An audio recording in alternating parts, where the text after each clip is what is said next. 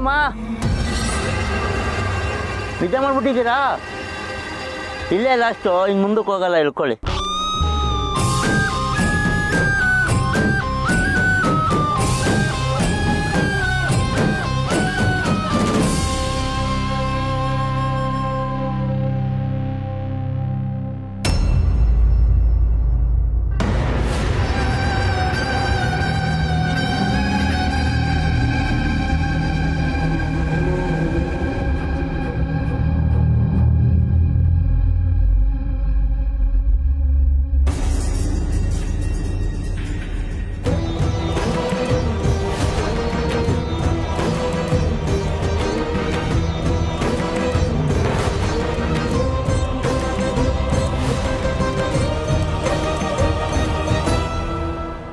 ತುಳಸಿಯವರೇ, ನೀವಿಲ್ಲಿ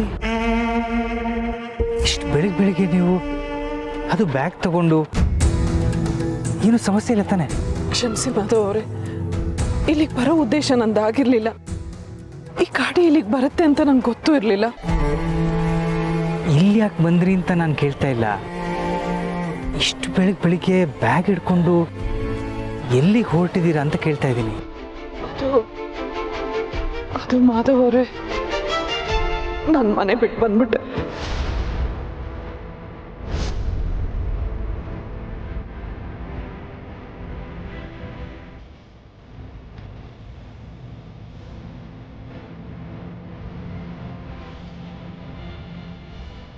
ಒಂದು ನಿಮಿಷ ಇರಿ.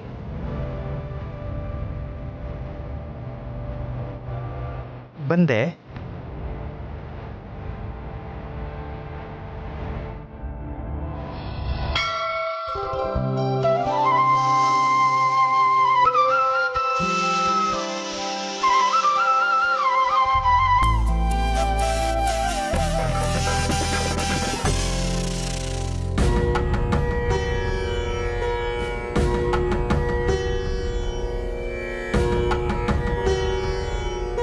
ದೇವರೇ, ನನ್ನ ಸೊಸೆ ಯಾವತ್ತೂ ಹೀಗೆಲ್ಲ ಒಬ್ಬಳೇ ಮನೆ ಬಿಟ್ಟು ಹೋಗೋ ನಿರ್ಧಾರ ಮಾಡಿದವಳಲ್ಲ. ಅವಳಿಗೊಂದು ನೆಲೆ ಸಿಗೋ ಹಾಗೆ ಮಾಡಬೇಕು ಅಂತ ನಾನು ಪ್ರಯತ್ನ ಮಾಡ್ತಿದ್ರೆ, ನೀನು ಅವಳೇ ಮನೆ ಬಿಟ್ಟು ಹೋಗೋ ಹಾಗೆ ಮಾಡಿದ್ದೀಯಲ್ಲ. ದಯವಿಟ್ಟು ಅವಳು ವಾಪಸ್ ಮನೆಗೆ ಬರೋ ಹಾಗೆ ಮಾಡಪ್ಪ.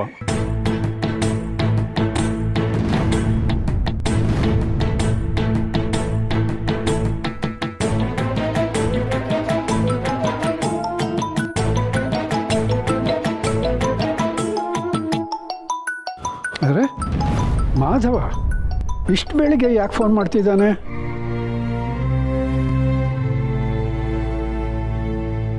ಹೇಳು ಮಾಧವ. ದತ್ತ, ತುಳಸಿಯವ್ರು ಇಲ್ಲಿದ್ದಾರೆ, ಮನೆ ಬಿಟ್ಟು ಬಂದಿದ್ದೀನಿ ಅಂತ ಹೇಳ್ತಾ ಇದ್ದಾರೆ.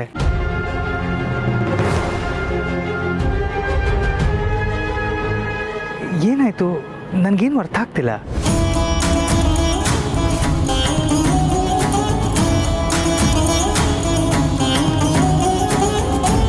ಅಲ್ಲಿಗೆ ಬಂದಿದ್ದಾಳ? ಅಲ್ಲ, ಇಲ್ಲಿಗೆ ಬರಬೇಕು ಅಂತ ಬಂದಿದ್ದಲ್ಲ. ಅದು ಓಲಗದವರು ಬರ್ತಿದ್ದ ಟಿಟಿಯಲ್ಲಿ ಬೈ ಮಿಸ್ಟೇಕ್ ಹತ್ಕೊಂಡು ಬಂದಿದ್ದಾರೆ. ತುಂಬ ಡಿಸ್ಟರ್ಬ್ ಆಗಿದ್ದಾರೆ. ದೇವ್ರೆ, ಆವತ್ತು ಹೀಗೆ ಪ್ರಶ್ನೆಗಳನ್ನು ಇಟ್ಕೊಂಡು ನಿನ್ನ ಮುಂದೆ ಬಂದಾಗ ಮಾಧವನ್ನ ಕಳಿಸಿ ಉತ್ತರ ಸಿಗೋ ಹಾಗೆ ಮಾಡಿದೆ. ಈಗ ನನ್ನ ಸೊಸೆಗೆ ಒಂದು ನೆಲೆ ಸಿಗೋ ಹಾಗೆ ಮಾಡಬೇಕು ಅಂತ ನಾನು ಯೋಚನೆ ಮಾಡ್ತಿದ್ರೆ, ಅವಳು ಮನೆ ಬಿಟ್ಟು ಸೀದಾ ಮಾಧವನ ಮನೆ ಹತ್ರನೇ ಹೋಗೋ ಹಾಗೆ ಮಾಡಿದೆ. ಇದೆಲ್ಲ ಕಾಕತಾಳೀಯವಾಗಿ ನಡೀತಿದೆ ಅಂತ ನಾನು ನಂಬೋದಿಲ್ಲ ದೇವ್ರೆ. ಯಾವುದೋ ಬಲವಾದ ಕಾರಣಕ್ಕೇನೆ ನೀನು ಇದನ್ನು ನಡೆಸ್ತಾ ಇದ್ದೀಯಾ ಅನ್ನೋದು ನನ್ನ ನಂಬಿಕೆ. ನಿನ್ನ ಲೀಲೆ ಈಗ ನನಗೆ ಅರ್ಥವಾಯಿತು ದೇವ್ರೆ.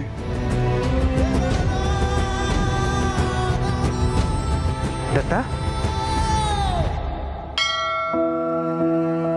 ಹಾಂ ಮಾಧವ, ನೀನೊಂದು ಕೆಲಸ ಮಾಡು. ಅವಳನ್ನ ಕರ್ಕೊಂಡು ಇಲ್ಲಿ ಶ್ರೀನಿವಾಸರ ದೇವಸ್ಥಾನಕ್ಕೆ ಬಾ.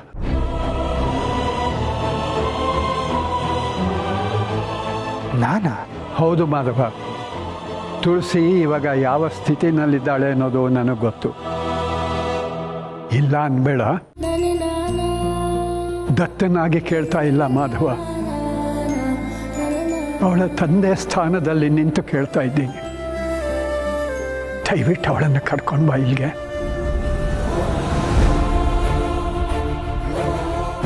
ಇವ್ರು ಈಗಿರೋ ಪರಿಸ್ಥಿತಿಲಿ ಇವರೊಬ್ಬರನ್ನೇ ಬಿಟ್ಟರೆ ತಪ್ಪಾಗುತ್ತೆ. ನಾನೇ ಕರ್ಕೊಂಡು ಹೋಗಿ ಬಿಟ್ಟು ಬರೋದೇ ಸರಿ. ಸರಿ ದತ್ತ, ಬರ್ತೀನಿ.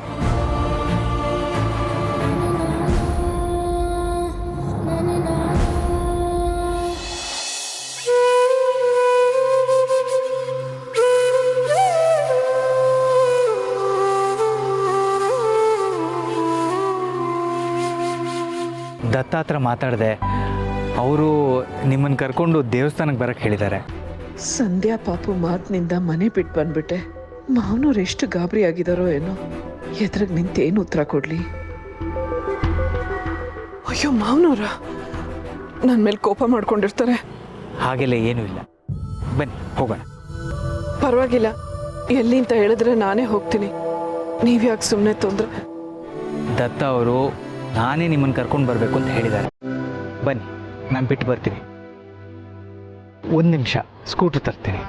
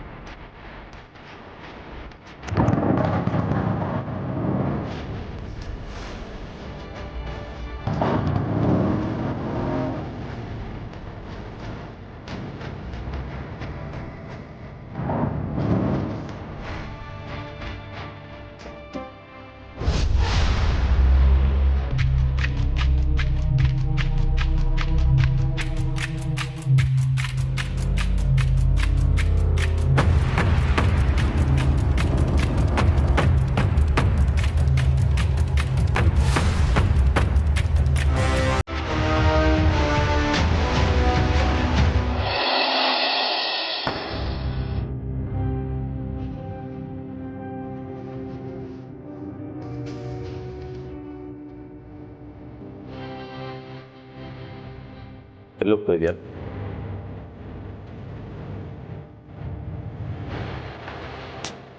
ಈಗೇನು ಕುಡ್ದಿಲ್ಲ ಅಲ್ವಾ ನಾನು? ಸ್ವಲ್ಪ ಮೆಚೂರ್ಡಾಗಿ ಬಿಹೇವ್ ಮಾಡೋದು ಕಲಿ.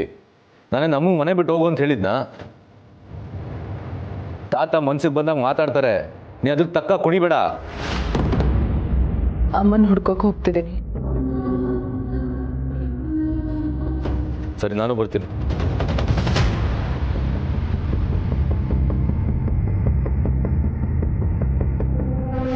ಏಕೆ ನನ್ನ ಜೊತೆ ಬರೋಕ್ಕೆ ಇಷ್ಟ ಇಲ್ವಾ? ನನ್ನ ಪಡಿ ನಾ ಹೋಗ್ಲಾ? ನಿನ್ನ ಪಾಡಿಗೆ ನಿನ್ನ ಬಿಟ್ಟಿರೋದಕ್ಕೆ ಹೀಗಾಗಿರೋ ಅವಾಂತರನೇ ಸಾಕು. ಬೇಗ ಸ್ನಾನ ಮಾಡ್ಕೊಂಡು ರೆಡಿಯಾಗಿ ಬಾ. ಅಮ್ಮ ಎಲ್ಲಿದ್ದಾರೋ ಏನೋ ಅಂತ ನೆನೆಸ್ಕೊಂಡ್ರೇನೆ ಕೈಕಾಲೆಲ್ಲ ನಡುಗ್ತಾ ಇದೆ. ಅಮ್ಮ ನಮ್ಮನ್ನು ಬಿಟ್ಟು ಎಲ್ಲೂ ಹೋಗಲ್ಲ. ಎಲ್ಲಿದ್ರಂತ ಹುಡ್ಕೋಣ, ಬಂದಿರು.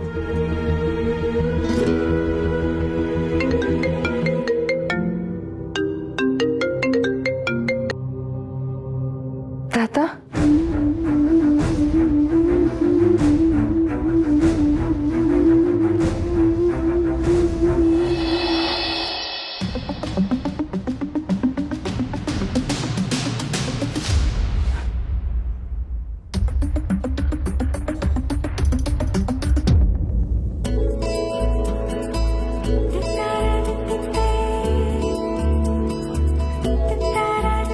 ಪೂರ್ಣಿ, ನನ್ನ ಫೋನ್ ಎಲ್ಲಿಟ್ಟೆ ಗೊತ್ತೇ ಆಗ್ತಾ ಇಲ್ವಲ್ಲ.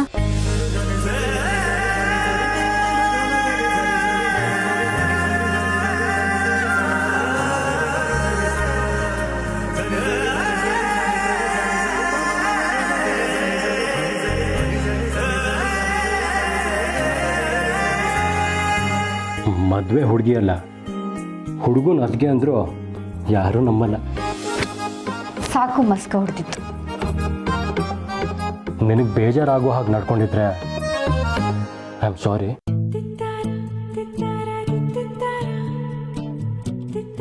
ನಾವು ಪ್ರೀತಿಸಿ ಮದುವೆ ಆಗದೆ ಇರ್ಬೋದು, ಆದರೆ ಮದುವೆ ಆದಮೇಲೆ ತುಂಬ ಪ್ರೀತಿಯಿಂದ ಇದ್ದೀವಿ. ಕೆಲವೊಮ್ಮೆ ನಾನು ನಿನ್ನ ಮೇಲೆ ರೇಗಾಡ್ತೀನಿ, ಹಾಗಂತ ನಿನ್ನ ಮೇಲೆ ಕೋಪ ದ್ವೇಷ ಇಲ್ಲ ಪುಣ್ಯ. I love you so much.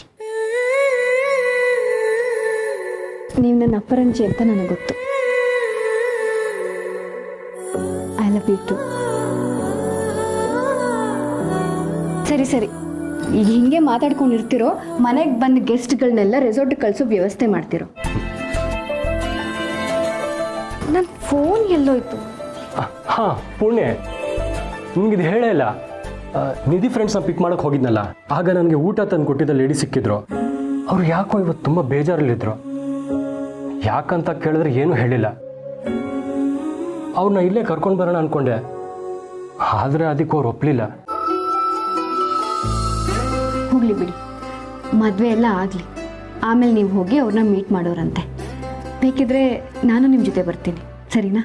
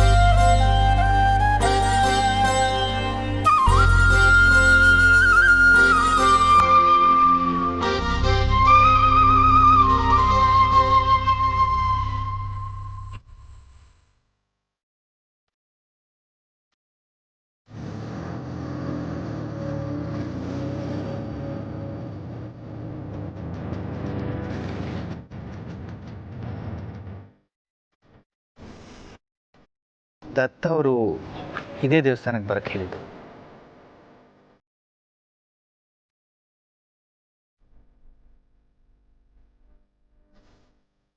ಪರವಾಗಿಲ್ಲ ಮಾಧವ್ ಅವರೇ, ಇಲ್ಲಿವರೆಗೂ ಬಂದುಬಿಟ್ರಲ್ಲ, ನಾನು ಹೋಗ್ತೀನಿ. ನಿಮ್ಗೆ ಹೊತ್ತಾಗಿದೆ, ನೀವು ಹೊರಡಿ. ಸರಿ ತುಳಸಿ, ನೀವು ಯಾಕೋ ನೊಂದ್ಕೊಂಡಿದ್ದೀರಾ? ಹೇಳೋಂಥದ್ದಾಗಿದ್ದರೆ ನೀವೇ ಹೇಳ್ತಿದ್ರಿ ಅಂತ ನನಗೆ ಗೊತ್ತು, ಅದಕ್ಕೆ ಕೇಳೋಕ್ಕೆ ಹೋಗಲಿಲ್ಲ. ದಯವಿಟ್ಟು ಚಿಂತೆ ಮಾಡಬೇಡಿ, ಭಗವಂತ ಎಲ್ಲದಕ್ಕೂ ಒಂದು ದಾರಿ ತೋರಿಸ್ತಾನೆ. ಸರಿ, ನಾನೇನು ಬರ್ತೀನಿ.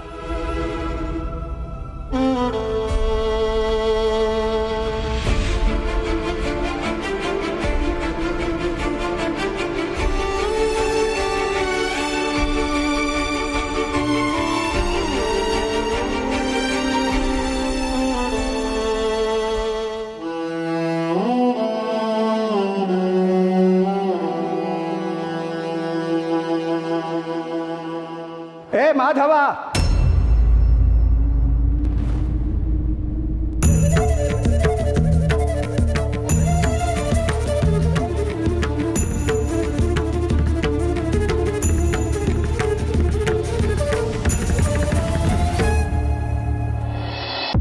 ಬಾ ಬಾ ಇಲ್ಲಿ.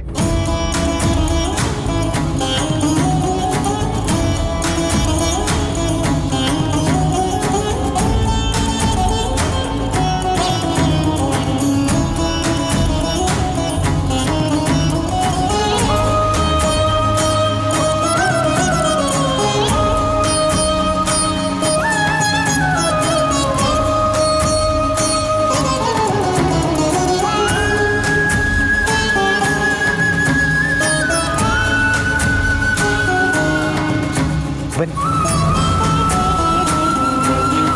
ಕೊಡಿ. ಪರವಾಗಿಲ್ಲ.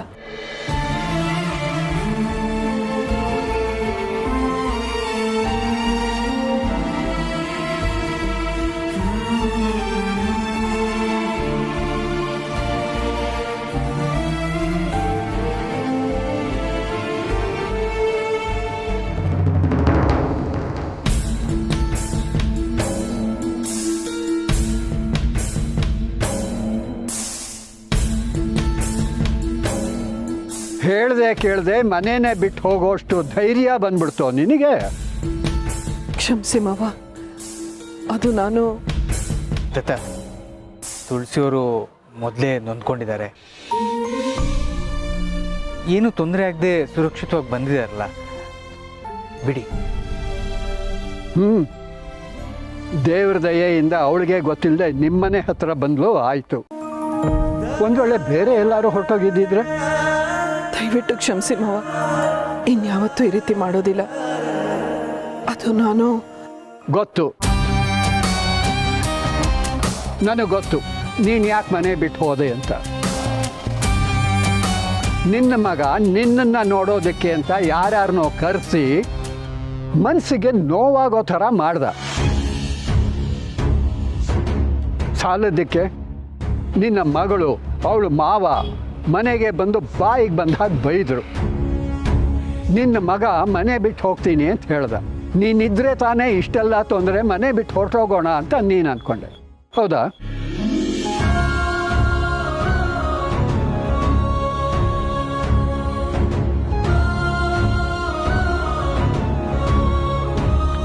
ನೋಡು ತುಳಸಿ, ನಿನ್ನ ಮನಸ್ಸಲ್ಲಿ ಏನಿದೆ ಅಂತ ನನಗೆ ಗೊತ್ತು. ಸಮಾಜ ಏನು ಅನ್ನತ್ತೆ ಅನ್ನೋದು ನನಗೆ ಗೊತ್ತು. ಆದರೆ ಮಾಧವನ ಮನಸ್ಸಿನಲ್ಲಿ ಏನಿದೆ ಅಂತ ನಿನಗೆ ಗೊತ್ತಾ?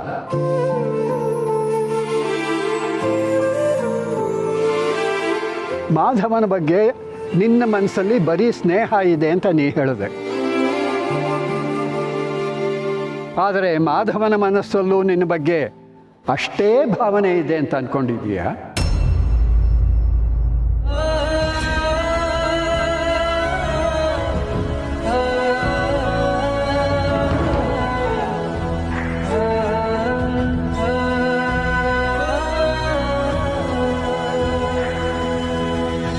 ನಾನು ಹೇಳಿದ ಅರ್ಥ ಆಯ್ತಲ್ವಾ? ಯಾವ ಗೆಸ್ಟ್ದು ಕಂಪ್ಲೇಂಟ್ ಬರಬಾರ್ದು, ಅವ್ರನ್ನ ತುಂಬ ಚೆನ್ನಾಗಿ ನೋಡ್ಕೋಬೇಕು. ಅಮ್ಮವ್ರೆ, ನಿಮ್ಮ ಹತ್ರ ಒಂದು ವಿಷಯ ಹೇಳಬೇಕಾಗಿತ್ತು. ಸ್ವಲ್ಪ ಅರ್ಜೆಂಟ್ ಇತ್ತು.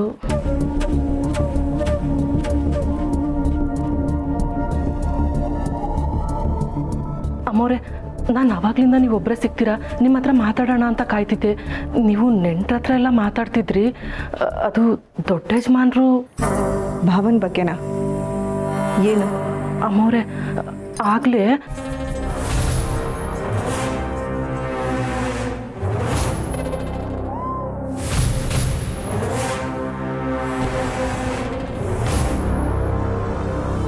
ಮೈ ಗಾಡ್, ಯಾರ ಜೊತೆ ಹೋದ್ರು ಅಂತ ನೋಡಿದ್ಯಾ? ಗೊತ್ತಿಲ್ಲ ಅಮ್ಮವ್ರೆ. ಆ ಹೆಂಗಸನ್ನ ಇದಕ್ಕೂ ಮುಂಚೆ ನಾನು ಎಲ್ಲೂ ನೋಡಿಲ್ಲ. ಎಷ್ಟೊತ್ತಾಯ್ತು ಇದೆಲ್ಲ ಆಗಿ? ಸುಮಾರು 1 ಗಂಟೆ ಆಗಿರ್ಬೋದು ಅಮ್ಮವ್ರೆ. ಏನು ಜನನು, ಇಷ್ಟೊತ್ತೇನು ಮಾಡ್ತಿದ್ದೆ ನೀನು?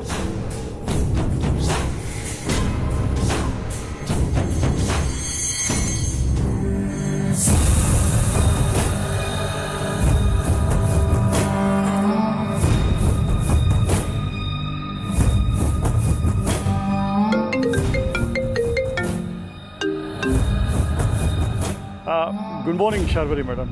ಜನಾರ್ದನ್, ನಾನು ಹೇಳೋದನ್ನು ಸರಿಯಾಗಿ ಕೇಳಿಸ್ಕೊಳ್ಳಿ.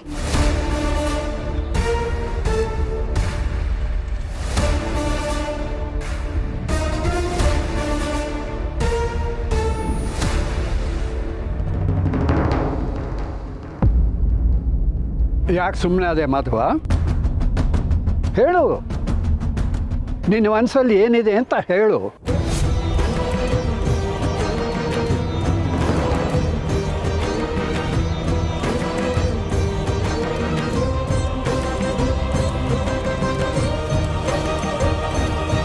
ದತ್ತ, ಈಗ ಯಾಕೆ ಅವೆಲ್ಲ? ನೋಡು ಮಾಧವ, ನೀನು ಈವಾಗ ಹೇಳದೆ ಹೋದರೆ ಇನ್ನು ಯಾವತ್ತೂ ಹೇಳೋದಕ್ಕೆ ಸಾಧ್ಯವೇ ಇಲ್ಲ ಅಂತ ಅನ್ನಿಸ್ತಿದೆ.